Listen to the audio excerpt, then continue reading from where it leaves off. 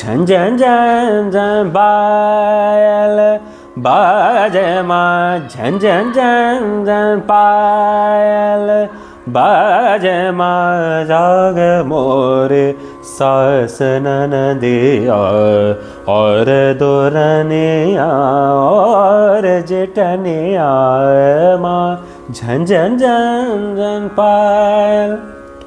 सदारंग की इस पारंपरिक बंदिश को सबसे ज़्यादा खूबसूरत अंदाज में और रंग भर कर अगर किसी ने गाया है तो वो प्रेमदास उस्ताद लताफ़त हुसैन खां साहब हैं। Before we move further I would just like to share 2-3 things about Ustad Latafat Hussain Khan साहब। उस्ताद लताफ़त हुसैन खां साहब Premadasa was the youngest son of Ustad Altaf Hussain Khan Sahab and was the grandson of Ustad Inayat Hussain Khan Sahab. Khan Sahab was born in a family where even the air to breathe consisted music. Ustad Latafat Hussain Khan Sahab took his initial training from his father Ustad Altaf Hussain Khan Sahab. Then after, he took training from Ustad Tasadduq Hussain Khan Sahab Vinod Pia. After that, Khan Sahab went to Baroda State, where he took training from Aftab-e Mausiqi Ustad Fayyaz Hussain Khan Sahab Prem Pia. Latafat Khan Sahab lived with Fayyaz Khan Sahab for years and years, and their bond grew stronger.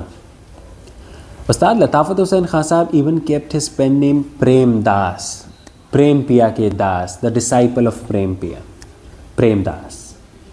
Latafat Khan Sahab also took training from his maternal uncle and father-in-law, Gyan Acharya Ustad Vilayat Hussain Khan Sahab Pran Pia.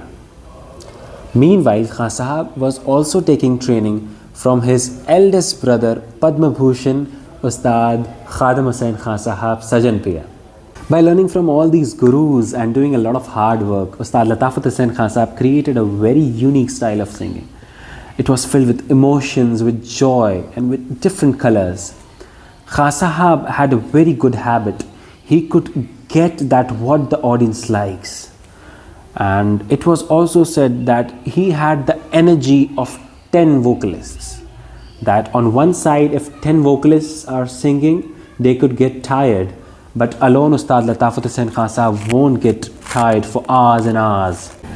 Ustad Latafat Hussain Khan Sahab was born on 12th of December 1920 and Khan Sahab left this world on 11th December 1986. This is Khan Sahab's 105th birth anniversary and 39th death anniversary. We bow down and say pranam to our Guru, legendary, the pillar and dawn of Agra Atroli Gharana, Ustad Latafat Hussain Khan Sahab Prem Das. Moving ahead, we'll be having some current legends, performers and youngsters of the Agra Atroli Gharana sharing their memories with Khan Sahab and the feelings that they have for Khan Sahab. I'll be taking off. I'm Muhammad Arslan Khan, vocalist of the Agra Atroli Gharana, son of Ustad Shaukat Hussain Khan Sahab and the grandson of Ustad Sharafat Hussain Khan Sahab. Namaskar.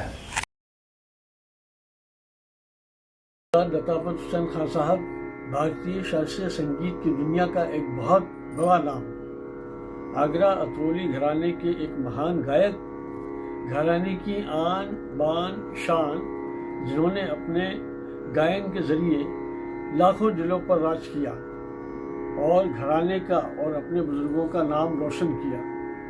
Agra अतरोली घराने के अहम सुतून बड़ा ही खूबसूरत और हसीन गाना, और सारे देश में अपने गायन के माध्यम से अपने घराने का बहुत नाम रोशन किया। बड़ा खूबसूरत गाना, ऐसा खूबसूरत अंदाज जो जैसा बंदिशों में लफ्ज़ होते हैं उसी लफ्ज़ को इस तरह से अदा करना, ये एक उनकी खासियत थी। बहुत खूबसूरत तरीके से अंदाज से उसको पेश करते थे, और गाने का बड़ा खूबसूरत और बड़ा दिलकश अंदाज, यानी पब्लिक ऐसी अट्रैक्ट होती थी उनके गाने से कि बस मंत्रमुग्ध हो जाती थी जब वो गाना गाते थे। मेरे तो वो चचा भी थे और मेरे ससुर भी थे, लेकिन मैंने उनको हमेशा अपने उस्तादों की फहरिस्त में रखा और उनको अपना उस्ताद माना। आफ्ताब मौसीकी उस्ताद फयाज खान साहब की शागिर्दी में और फयाज खान साहब की सोहबत में रहकर उन्होंने आफ्ताब मौसीकी की तमाम खूबियों को इतनी खूबसूरती से और अपनाया कि उनका खुद का गाना एक बड़ा दिलकश बन गया, जो लोगों को बहुत पसंद आया और लोगों ने बहुत सराहा उस गाने को। ऐसे बहुत से वाक़यात हैं जो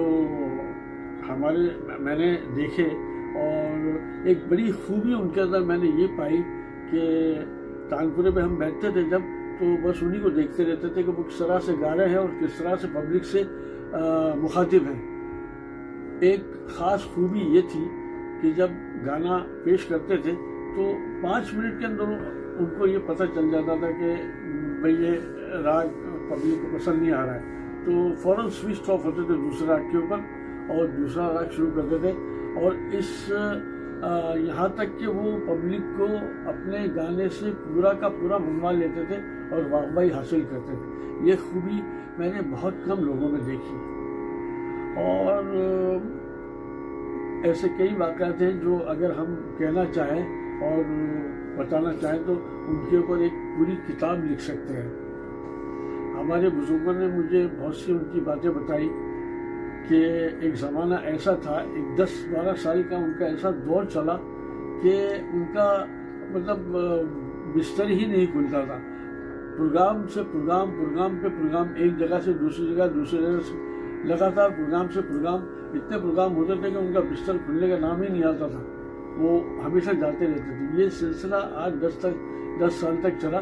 सारे भारत में उन्होंने अपने गायन को पेश किया और खूब नाम कमाया, ख़ानदान का भी और अपने बुज़ुर्गों का नाम रोशन किया। हमारे बुज़ुर्गों ने बहुत से उनके वाक़यात बताए, और मेरे साथ भी एक ऐसा बहुत से वाक़यात हैं, लेकिन ख़ास तौर से उस्ताद बिस्मिल्लाह खान साहब और उस्ताद लताफ़त खान साहब की जुगलबंदी का एक बड़ा अच्छा एक रिकॉर्ड है जो बिरला मातोश्री हॉल में हुआ था। हम छोटे थे लेकिन हम भी वहाँ गए थे, इतनी समझ तो नहीं थी, लेकिन फिर भी इतना मालूम है कि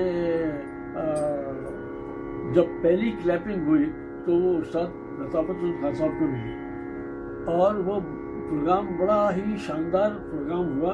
दोनों खान साहब, बिस्मिल्लाह खान साहब और लताफ़त खान साहब ने ऐसा रंग जमाया कि बड़े बड़े उस्ताद उस प्रोग्राम को सुनने आए थे और ये कह रहे थे कि भाई हम तो कुछ और ही समझ रहे थे, लेकिन खान साहब आपने कमाल कर दिया। आप दोनों ने इस प्रोग्राम को शहनाई और गाने का कोई मेल नहीं है, लेकिन आपने इसको एक ऐसा शानदार तरीके से पेश किया कि ये एक मिसाल कायम कर दिया आपने। ऐसे वाक़े उनके साथ हैं। उस्ताद यूनुस खान साहब ने मुझे बताया एक बार कि भाई एक जगह है बम्बई में, तालमा की वाड़ी, वहाँ पे पूरी रात के फंक्शन हुआ करते थे, प्रोग्राम हुआ करते थे। तो लताफ़त खान साहब वहाँ पे 2 बार 16 घंटे गाए, मतलब रात को शुरू किया 8 बजे और रात को सुबह 12 बजे तक गाना चलता रहा। इस तरह से ये मैं अपनी तरफ से नहीं कह रहा हूँ, यूनुस खान साहब ने बताया कि ऐसा 2 बार हुआ और मैं दोनों प्रोग्राम में मैं मौजूद था। तो ये एक फनकार के लिए बहुत बड़ा मकाम है। 16 घंटे गाना एक कोई मामूली बात नहीं है, लेकिन वो उनकी करनी और उनका रियाज और उनके गाना ऐसा था कि वही लोग इस चीज़ को कर पाते थे। तो ये ऐसे बहुत से वाक़यात अगर मैं बताना चाहूँ तो बहुत लंबी फहरिस्त हो जाएगी। आज उनकी बरसी का दिन है, तो मैं बस यही अल्लाह से दुआ करूँगा, अल्लाह पाक उनकी मग़फ़िरत करे और उनको जन्नतुल फिरदौस में आला से आला मकाम अता करे। बस यही मेरी श्रद्धांजलि है उनके लिए। ये मैं अपनी श्रद्धांजलि के तौर पे खां साहब की एक बंदिश आपके सामने पेश कर रहा हूँ, जो राग भैरवी में है। खां साहब की याद में और खां साहब को श्रद्धांजलि देने के लिए मैं एक उनकी बड़ी मशहूर बंदिश जो राग भैरवी में है, 3 ताल की बंदिश पेश कर रहा हूँ। आप समाअत फरमाएं।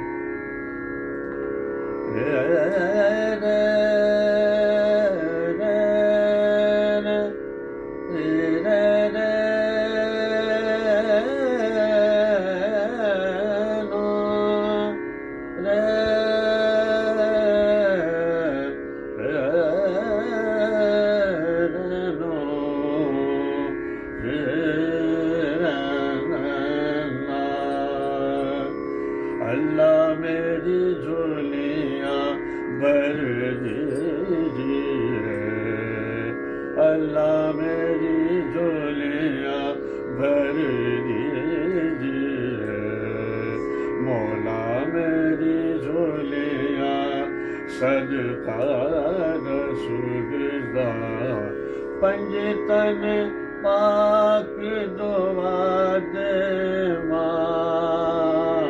अल्लाह मेरी झोलियाँ भर दीजिए, मौला मेरी झोलियाँ। खां साहब प्रेमदास के नाम उपनाम से बंदिश लिखते थे। तो एक अंतरे में कहते हैं, प्रेमदास की अर्ज यही है, प्रेमदास की अर्ज यही है, सदका उस्मान हारू का मोहे दीजिए, अल्लाह मेरी झोलियाँ भर दीजिए, अल्लाह मेरी झोलियाँ भर दीजिए, मौला मेरी झोलियाँ, अल्लाह मेरी झोलियाँ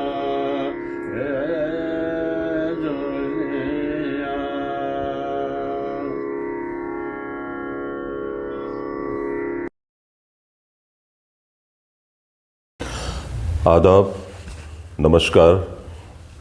आज मैं जिस शख्सियत के बारे में ज़िक्र करने वाला हूँ, हालांकि वो शख्सियत किसी नाम की या किसी तारीफ़ की मोहताज नहीं है। एक अजीम शख्सियत, आगरा अतरौली घराने के दिग्गज गायक उस्ताद लताफ़त हुसैन खां साहब के बारे में बात कर रहा हूँ। आपके गाने के बारे में कुछ कहना सूरज को चिराग दिखाने के बराबर है, और यही उनकी शख्सियत के बारे में भी कहा जा सकता है। जैसा उनका गाना था, ऐसा ही उनकी शख्सियत थी। उस्ताद लताफ़त हुसैन खां साहब की गायकी इतनी खूबसूरत थी और एक यूनिक अंदाज़ था उनका। गाने में एक रंग भर देते थे। कोई भी राग हो, लगता था मानो बस यही राग पे मेहनत करके आए हैं। और इतनी खूबसूरती से वो बयान करते थे, उसमें चाहे बढ़त हो, स्वर विस्तार हो, बोल बाट हो, बोल तान हो या आकार की तान हो, वो हर चीज़ में महारत हासिल थी उन्हें। यूँ तो हज़ारों वाक़े हैं, हालांकि जब हम अतरौली में थे और वो बॉम्बे में रहा करते थे तो मेरा इतना ज़्यादा उनसे मिलना जुलना नहीं था, हम छोटे बच्चे थे और वो बॉम्बे में रहते थे। लेकिन जब वो कलकत्ता में आ गए, कलकत्ता आईटीसी ज्वाइन किया उन्होंने, तो एक तरह से हमारी उनसे क़ुर्बत बहुत ज़्यादा बढ़ गई, क्योंकि हम अपने वालिद साहब उस्ताद शराफत हुसैन खान साहब के साथ प्रोग्रामों में आया जाया करते थे। तो अक्सर ऐसा होता था कि मैं उनसे मिलने जाता था,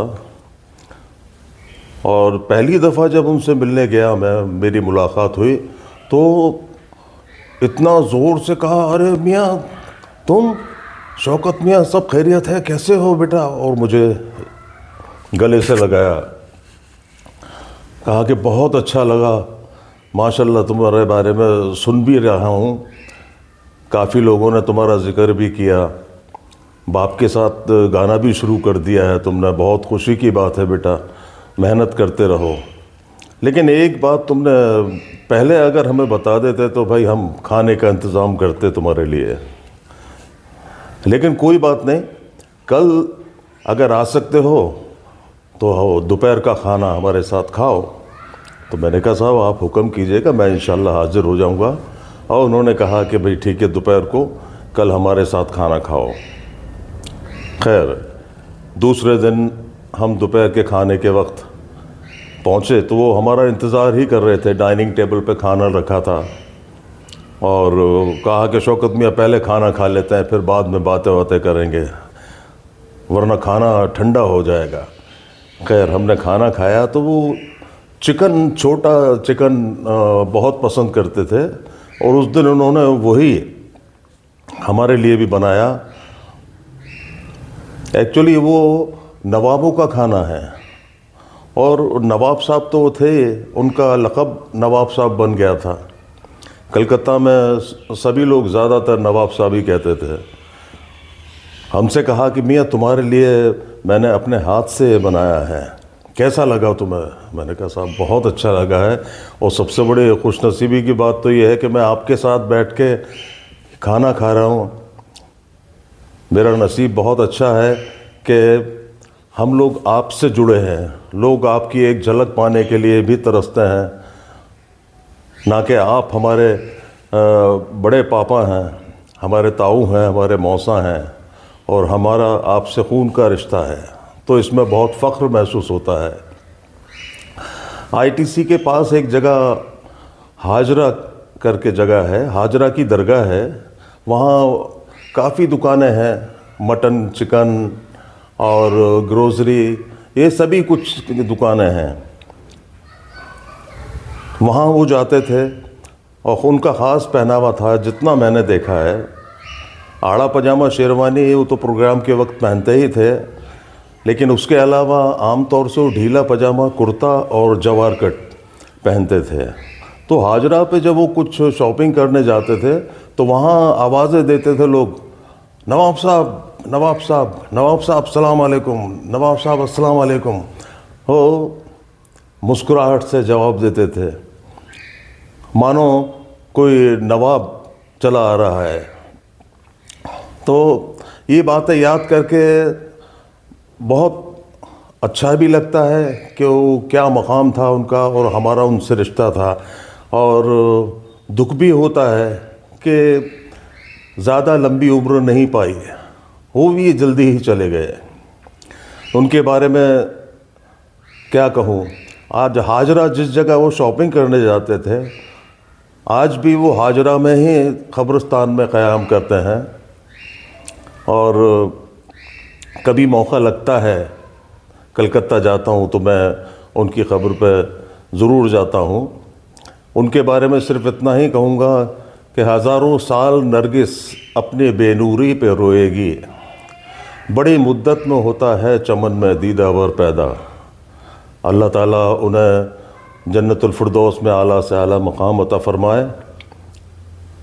आमीन सुम्मा आमीन। अस्सलामु अलैकुम।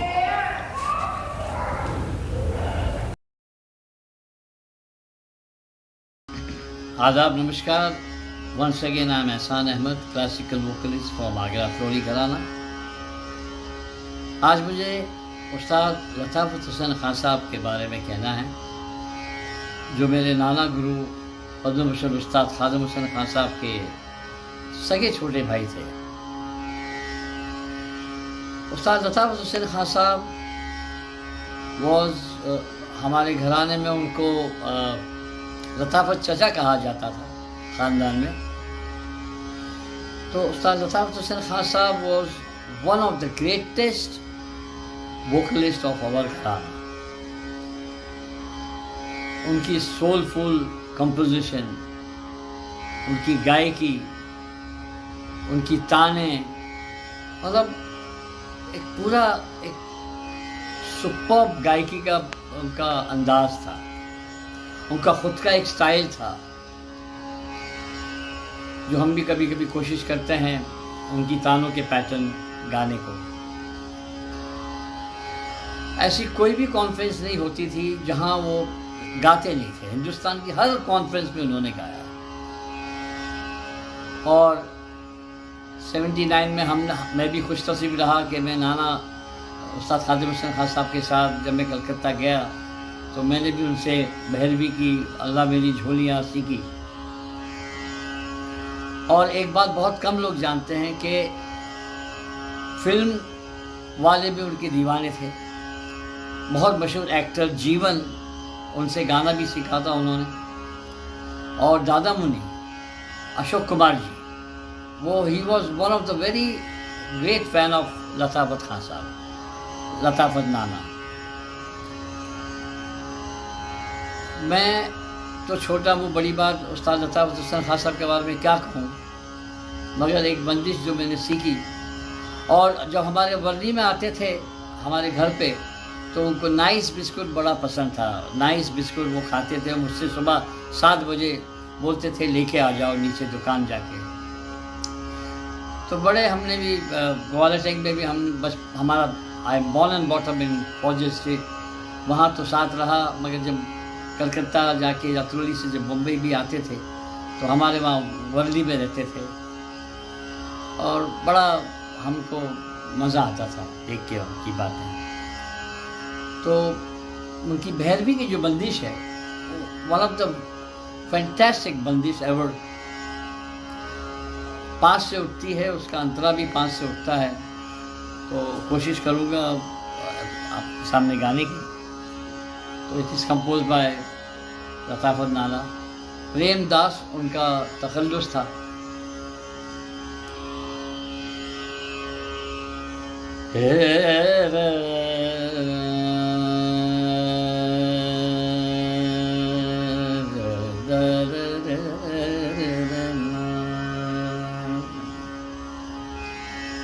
अल्लाह मेरी झोलियाँ भर दीजिए, अल्लाह मेरी झोलियाँ भर दीजिए,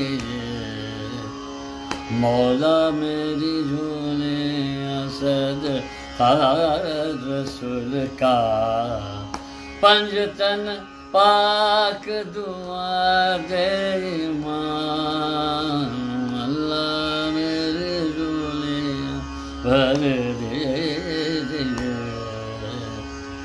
अल्लाह मेरी झोलियाँ भर दीजिए, मौला मेरी झोलियाँ सदका रसूल का, पंजतन पाक दुआ दे ईमान, मेरी झोलियाँ भर दीजिए।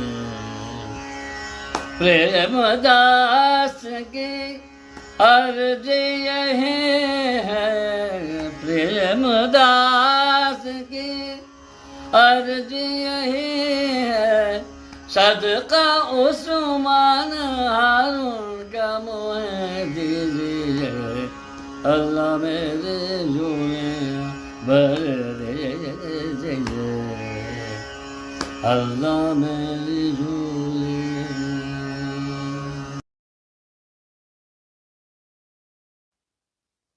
आदाब, नमस्कार. I'm Mehboob Nadeem, son of Ustad Yaqub Hussain Khan Sahab and grandson of Ustad Vilayat Hussain Khan Sahab. I'm here to pay my respect to one of the legend of Agra Gharana, Ustad Latafat Hussain Khan Sahab. He has composed so many bandishes under the pen name of Prem Das. His contribution to Hindustani classical music is immense. He was the guru at the ITC, Kolkata, for many, many years, and he trained so many students who were coming, the scholars, and he was a very, very good human being as well. To pay my respect, I am going to sing his composition in Rag Bhairavi.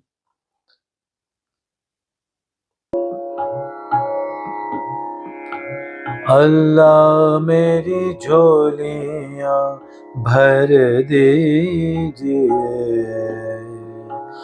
मौला मेरी झोलियाँ भर दीजिए, अल्लाह मेरी झोलियाँ सदका रसूल का, पंजतन पाक दुआ दे माँ, मौला मेरी झोलियाँ भर दीजिए, मौला मेरी झोलियाँ सदका रसूल का, पंजतन पाक दुआ दे माँ, मौला मेरी झोलियाँ भर दीजिए, अल्लाह मेरी झोलियाँ।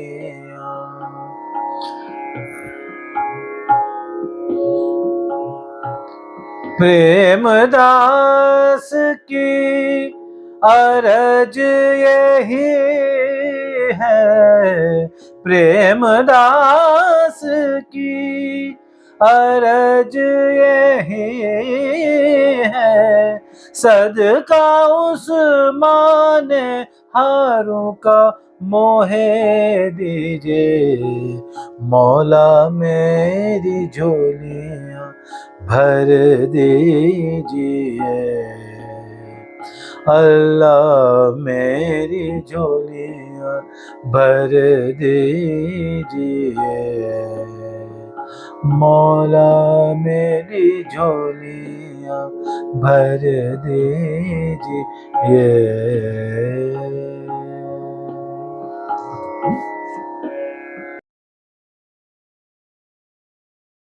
Everyone, this is Naveed Khan, son of Ustad Raja Mian Khan Sahab and grandson of Ustad Latafat Hussain Khan Sahab. उस्ताद लताफ़त हुसैन खान साहब की शख्सियत किसी तारुफ की मोहताज नहीं है। आगरा अतरौली घराने के एक अजीम फ़नकार, जिनका नाम देश के दिग्गज कलाकारों में लिया जाता है। मैं उनके बारे में क्या कहूँ, क्योंकि मैंने कभी उन्हें नहीं देखा, लेकिन अपने वालिद साहब और दूसरे बुज़ुर्गों से, ख़ास तौर पे अपने नाना आगरे घराने के खलीफा उस्ताद याकूब हुसैन खान साहब से उनके बहुत से किस्से सुने हैं। मसलन उनके गाने का अंदाज़ महफ़िल और श्रोताओं को किस तरह से खुश किया जाता है, और उनकी गायकी की बहुत सी खूबियाँ हमने उनसे सुनी हैं। हम यही दुआ करते हैं कि मेरे नाना उस्ताद लताफ़त हुसैन खान साहब को जन्नतुल फिरदौस में आला से आला मकाम हासिल हो। तो आज उनको खिराज अक़ीदत पेश करते हुए मैंने एक छोटी सी चीज़ मैं आपके सामने पेश कर रहा हूँ, और आप थोड़ी में समात फरमाइए।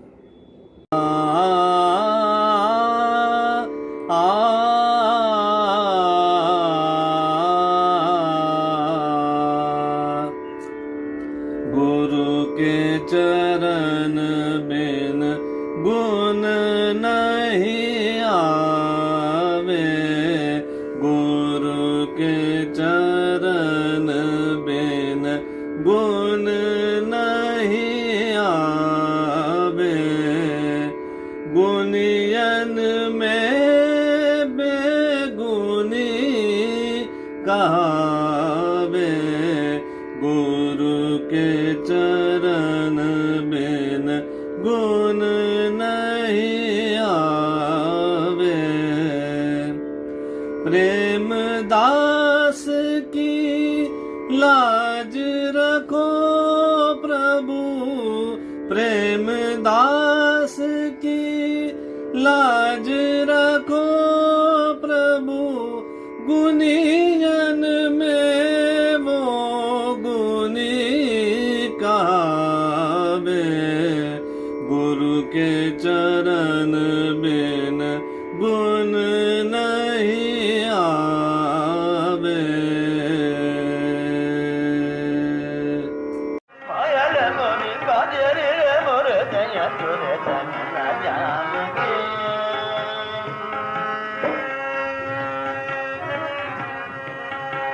पायल मोरी बाजरे मोर दया तोरे तन न जानके, जग दास न दिया जग दास न दिया तोरनिया चिटनिया, पायल मोरी बाजरे मोर दया तोरे तन न जानके,